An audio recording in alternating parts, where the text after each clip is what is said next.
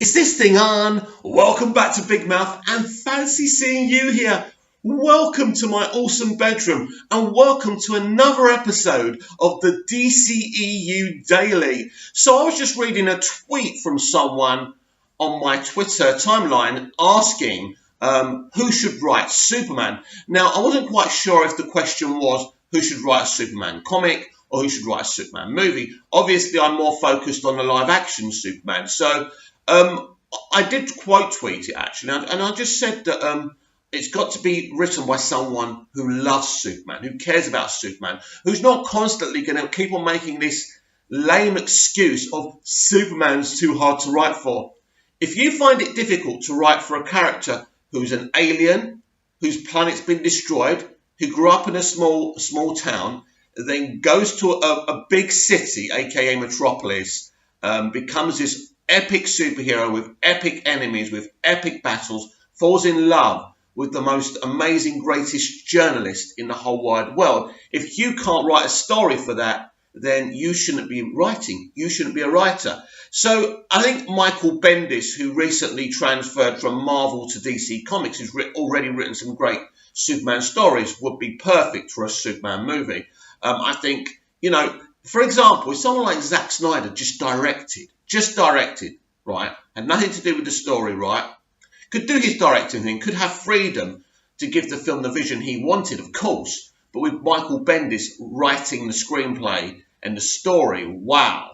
I think we need comic book writers to write more comic book movies, because actually a lot of comic book TV shows and movies just don't feel like. You know what? Let me explain. Let me compare something to you, right? When you watch like the DC animated, like Justice League Unlimited, or like all the movies they do, right? Or like the Death of Superman or anything, right? That feels like you're in the comics. It really does. But when I watch the films, even even Man of Steel or Superman the movie or anything like that, I still don't feel I'm in the comics. And I want to feel that. Now, I love Man of Steel. I love the DCEU. Please don't misunderstand me. I'm not criticising them. I just want to feel. And when I'm watching those animated TV shows, those animated movies, it really feels like the comics come to life. And I'd really like to see that for a Superman movie. I'd like to know what that feels like. Even if you go to the MCU, it doesn't feel like the comics come to life. It looks like an interpretation, but it doesn't feel like the comics. So I'd like to see that. And I think, having a director who can make a film look like a comic book. So it's actually quite ironic with Zack Snyder. Everyone talks about Zack's real world superhero films, but in fact, his superhero films, the visuals look more comic book than anything. But if only the storytelling was more comic booky like, I think that will be quite exciting. So talking about Superman, lots of rumours as usual, and lots of people talking about the Supergirl movie. Now, there is a rumour that the Supergirl movie will in fact be a Supergirl and a Superman movie. So that's something I would be in great support of. I'd like to see that. Because, of course, back in the day, back in 1984, Christopher Reeve was meant to be in Supergirl. It was meant to be a shared movie. They were about to start a shared franchise. And then Christopher Reeve backed out. Christopher Reeve backed out because they wanted Superman and Supergirl to kiss and fall in love. They wanted Brainiac. They actually wanted Brainiac to, like, kind of sexually abuse Kara. Crap. And this is what I mean. Poor Christopher Reeve. No wonder they couldn't find him to make the movie with him. But by that time, of course, the geniuses that were Richard Donner and Tom Mankiewicz had already left that, the Superman movie franchise, and who can blame them with these lunatics involved? So that's a shame and that's tragic. So I think we can right a wrong here with this as well. I think it should be a shared movie. I know a lot of kind of people who are obsessed with gender representation and crap like that are going to say, no, it's going to be Supergirl's film. Watch the man crap. It's not about that. It's about having an awesome Superman, Supergirl movie. I love Supergirl, by the way. And I actually love Helen Slater's version of Supergirl a lot better than I do Melissa Benoist's kind of feminist charge series, if you like. But yeah, I think it could be awesome, a Superman and a Supergirl movie. And I think they should definitely do it.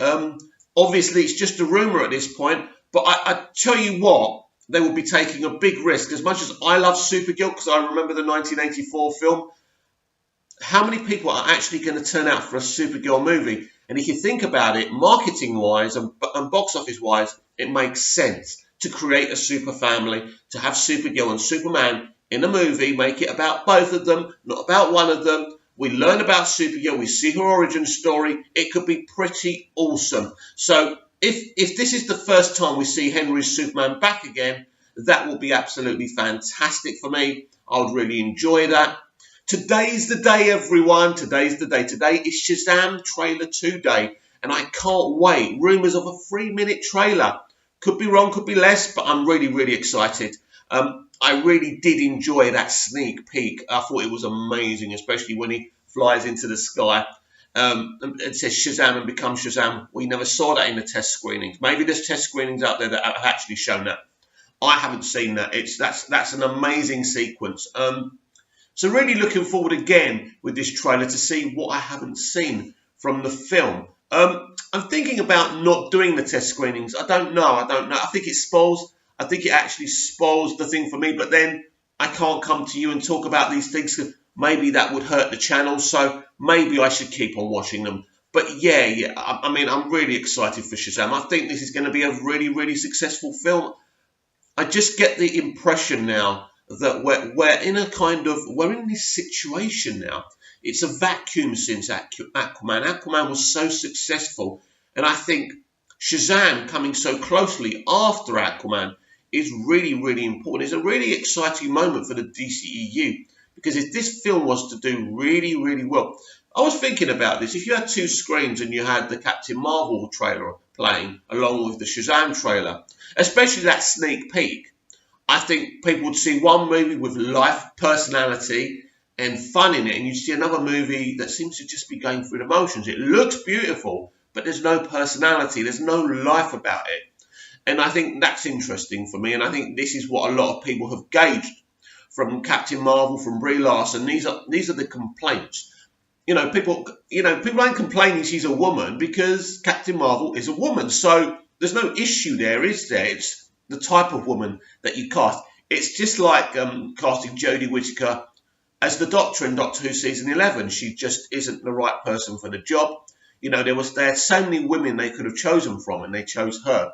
So basically it was anyone will do, and that's a shame and that's sad. And it's the same with Brie Larson, really talented, Oscar winner and all of that. But being an Oscar winner doesn't mean you should play a superhero. In fact, arguably and controversially, that's not what it's truly about. And she's just not suited for the role. It's all going to end in tears. But Shazam looks really, really exciting. And I am excited for it because I think this is a great opportunity for Zachary Levi and his career as well.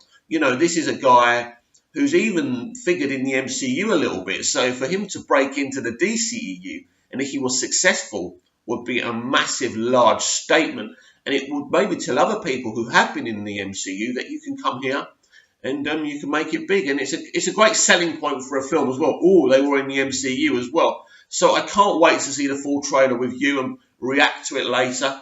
These are the exciting times, and this is why it's so exciting to have a moderate, a YouTube channel that many people don't know about. And by the way, if you like the channel, tell everyone about it, please. Let's grow it a bit bigger, because at least you guys get someone speaking honestly about the franchise, and someone who's passionate as well, and someone who sees things on your level. So, as far as I'm concerned, we're friends, we're a family, we care about the same thing, we care about the DCEU, and it's exciting times, really. So, really excited about that. Going back to what I was talking about, Superman and Supergirl, I'm hoping we get some kind of announcements about a slate soon as well, because we're kind of guessing. But another kind of great talking point, of course, is Walter Hamada, because lots of people have commented that Birds of Prey, that we've had no leaks from Birds of Prey a week after it started filming, and there seems to be no pictures or videos, or apart from one of Margot Robbie in skates, right? And I think that was released by her. I don't know, but anyway, there's no leaks, there's no rumours, and this is the new era, isn't it? As I said, this is the new era of the DCEU. So people will say, well, what about Shazam? There was a lot of leaks coming out there. Listen, unless you're stupid, you'll know that that was leaked on purpose. And I know. Even the Joker movie, there was a few leaks, and the director, Kevin Phillips, I forgot his name anyway, it's not Kevin Phillips. Kevin Phillips actually used to play football for Sunderland. Anyway, right, I forgot his name. But Todd Phillips, that's it, Todd Phillips was complaining about people taking pictures, blah, blah, blah. But don't believe it. If you get leaked pictures, it's done on purpose. But obviously, Walter Hamada runs things a little bit differently now. They've tightened the ship. And because when you're making a smaller scale film, and it doesn't mean that, Birds of Prey won't make big money, but it is a smaller budget, it is a smaller movie. It's easier to keep it a secret. It's easier to lock everything in. But it's a DCEU film, and people want to know about it. And I'm sure sooner or later we'll definitely learn a few things. So, what do you think, everyone? Would you like to see a Supergirl Superman shared movie? I certainly would. It would be a great way to launch Supergirl. It'd be great to see Henry's Superman again, and to find out, where has this Supergirl been? Has she been alive for thousands of years somewhere? Wouldn't that be a new take on the character as well? Thanks for watching. Like and share the video. Like and share the channel. Tell everyone about me. Let's get everybody watching.